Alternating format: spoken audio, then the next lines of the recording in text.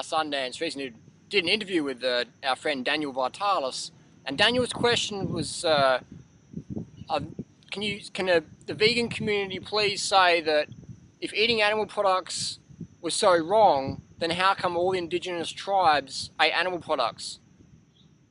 Okay, let's answer that question to Daniel. That's the question I get asked all by my redneck mates. Harley, they're drinking beer and eating steak and chips going, oh, the indigenous tribes ate meat, didn't they?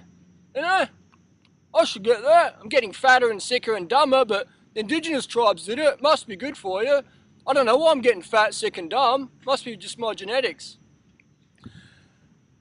In all honesty, using past cultures to justify our bad habits, that's like saying, this is a fact, all tribes and cultures did drugs and alcohol of some sort. Drugs and alcohol of some sort.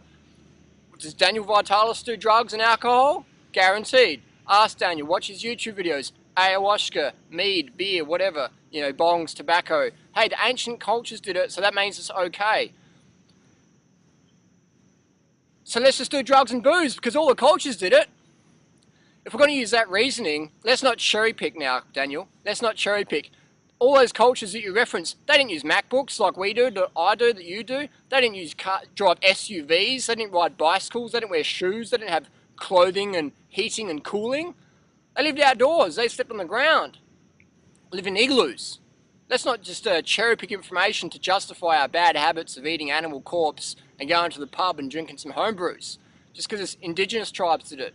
That's a poor reasoning. But hey, you know, people's attention spans and knowledge is so poor in society, it's easy for hucksters to go around selling them colostrum and magic mushroom powders and say bananas are bad. People ask me what orthorexia is. Orthorexia is when you can't eat a banana. And when you teach that the humble banana is junk food, when you teach that, you're teaching orthorexia. So I don't hate Daniel. What I hate is the results people get from following this orthorexic, can't eat a banana craziness. You know, it's okay to go to the pub and eat steak, chips and drink beer like these guys do, and you can see it, obviously, physically. And hey, nothing wrong with being overweight, on drugs or drinking alcohol. Nothing wrong with that. It doesn't make you a bad person. I just feel it's a very bad choice for your health. I see people on a regular basis getting obese, getting super fat, getting anorexic, getting chronically fatigued, getting drug dependent. I see people coming in the health food scene, coming for health advice, and going to one of these talks from these people and saying, hey, ayahuasca is good, tobacco is good, cigarettes is good, coffee is good, as long as it's organic, drugs are fine, bananas and dates, too much sugar, eat honey, buy agave, buy colostrum in little plastic packages.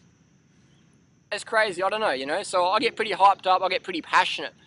And we're a good comparison, Daniel Vitalis. I think we're the same age, Dan. You put me and Daniel Vitalis in a running race or a bicycle race, Daniel's not going to keep up for 50 yards. And hey, just because someone's out of shape doesn't make him a bad person. I'm not saying that. You know, I'm just pointing out the obvious, the physicalities here. Daniel Vitalis asked my blood tests. I put them up on YouTube multiple times. Daniel Vitalis' blood tests, never seen them. You know, Daniel says you can't be fit as a vegan. Well, I put up a lot of videos. Anyone seen a Daniel Vitalis workout video? I didn't think so. You know, and again, just because you're out of shape, overweight, doesn't make you a bad person. So this isn't like a personal attack. I'm just pointing out the obviouses. I worked in the bicycle industry for a long time, and someone would come into the bike shop and say, Harley, what do you think about this brand of bike? And I'll say, well, it doesn't have a lifetime warranty. It's made in the same factory as XYZ. It's too expensive, blah, blah, blah. Or I'd say, yeah, it's a great bike. You know, get it. You know, I was respected for my honesty. And that's why people come to me, and I respect that. People come to me because they value my opinion. They valued my advice, they value results that I get for myself and help other people get for themselves. So I'm not going to say things that just impress people. I'm going to tell people what they need to hear. You know, I'm just done with being fake and false and hey, you know, lovey, and then talk behind people's back. What I say on YouTube is what I say to people's faces. And again, I don't want to hurt anybody or be mean, but I want to be honest. You know, I want to be honest with people because there's just too much fakeness going on in the health food, spiritual, raw food, you know, whatever community. In society in general, people are like, "How you going, mate?" And then just like behind your back, just do crazy things. So I don't hate anybody personally. You know, I'm not a violent person. That's why I'm a vegan, because I don't believe in violence. I believe in kickboxing for sport, but I don't really believe in violence. Then Daniel says, when I go to my talks, I say to people, put up your hand if you've been a vegan for 5 years, and people put their hand down after that, or 10 years. So I don't know any real long-term vegans, so that means that it's not good. Hey, I don't know personally many people who do not drink or do drugs. In fact, I know less straight people when it comes to drugs and alcohol than vegans. I know vegans who do meth and drink alcohol and all that stuff. Doesn't make them bad people just because you do drugs and alcohol. Bad choice, definitely.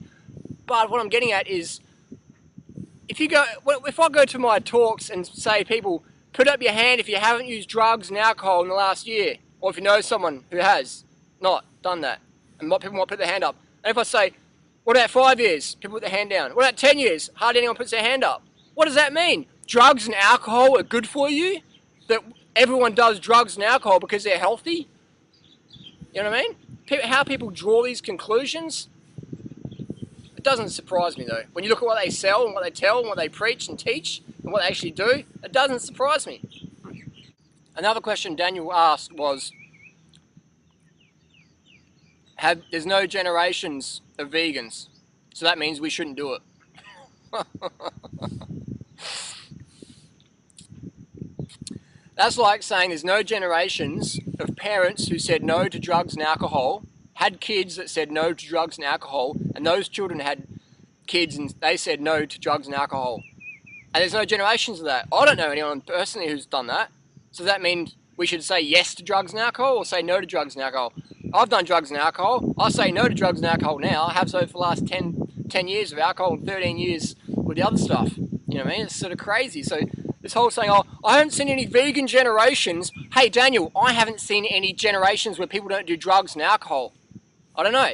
You know what I mean? Does that mean we should do it? I know you teach that. I don't teach it. I'm anti-drug, anti-booze.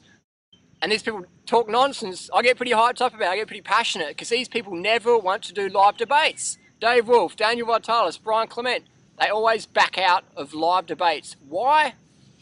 I don't know. I'm not going to make assumptions here, but hey, ask them, why do you guys always back out of live debates? And they might say, oh, Durianrider, he's immature, he's unprofessional. Fair enough. How about Doug Graham and co? You know what I mean? No one wants to go up against Doug Graham.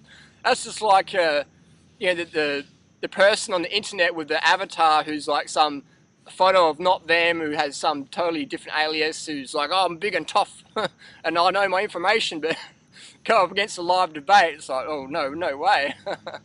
So it's easy to just talk a lot, never really do anything. And if you're a person you take advice from backs out of live debates, man, I'd back out of following the information big time, because it means they don't know what they're talking about and they're afraid of getting shot down in front of a live audience. Man, I'm up for a debate anytime, anywhere, anybody. You know how to contact me.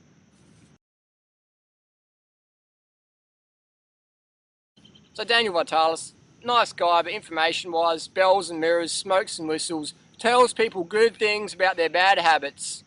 And hey, most people want to hear about that. Eat meat, drink beer, do drugs, don't do that cardio exercise, because cardio exercise isn't good. I'll tell you what, Daniel, the tribes say exercise in daily life. I'd like to see you do some exercise one day. Get fit, get in shape.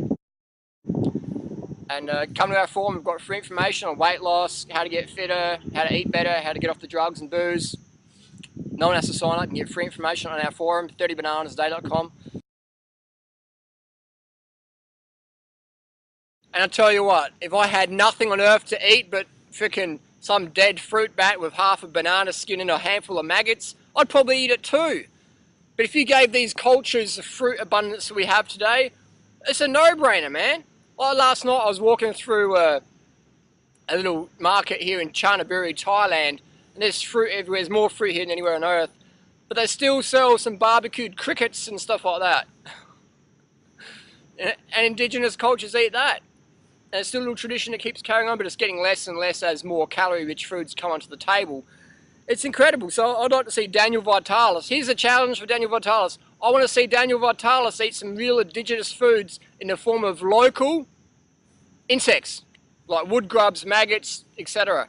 I want to see Daniel Vitalis do that because that's what indigenous cultures did. I want to see Daniel Vitalis eat a skunk, because skunks live near where he is and skunks got eaten by indigenous tribes. I want to see Daniel Vitalis eat a cat and a dog, because indigenous tribes eat cats and dogs. And let's not cherry pick information here, Daniel. I want to see you eat a cat and dog. I want to see you cook it up, because I know you believe cooked food's better than raw food. So hey, that's a realistic challenge. Indigenous tribes did it. So I'm not, being crazy here. It's not a crazy request. I'm merely asking Daniel Vitalis, the indigenous nutrition expert, to eat some indigenous nutrition in the form of cat, dog, rat, fruit bat, wings with some maggots. Part of it in balanced indigenous diet in various parts of the world. So it's not a radical request. Is Daniel going to do it? I'll put money on it. He does not. Why? I'll let you answer that question. And then Daniel says, I was a vegan for 10 years. I know, I can speak that language. Let's listen to what Daniel Vitalis ate as a vegan. As somebody who was a raw vegan for many years, my calorie sources were basically coconut oil, olive oil, and kale. That was basically what I was eating, and, with some tertiary foods, but that was the main stuff. Now that's definitely not how you want to eat as a vegan if you want to thrive. If you want to have high energy, good blood test, look good, feel good, be good, that's how you don't eat as a vegan. High fat, low carb, starvation, anorexia, orthorexia diet. Doesn't work. And when you get dropped off the deep end and say, I was vegan for 10 years, now people know why it didn't work for Daniel Vitalis. So, like I said, people always judge by results versus theory. When people are talking about, oh, well, the tribes did this and the tribes did that, it's like, come on now. The tribes ate other humans. The tribes ate maggots. The Inuits ate penguin intestines mixed with whale blubber and ate that. They ate each other when there's no food around. Should we eat other humans if you're hungry? Should we eat other humans, eat their brains because that was a tradition in Papua New Guinea? Should we continue that? You know what I mean? Should we sacrifice virgins and do all sorts of crazy wacko stuff? Because that's what traditions did. I say no, I say follow your heart, I say common sense, I say take advice and people getting the results you desire. I say have a lot of fun. And above all, I say eat enough carbohydrates so your glycogen stores are always top, so you get enough hydration, you get enough sleep, so you can see through the lies. You can decipher between facts and marketing information. Peace. Thanks for watching.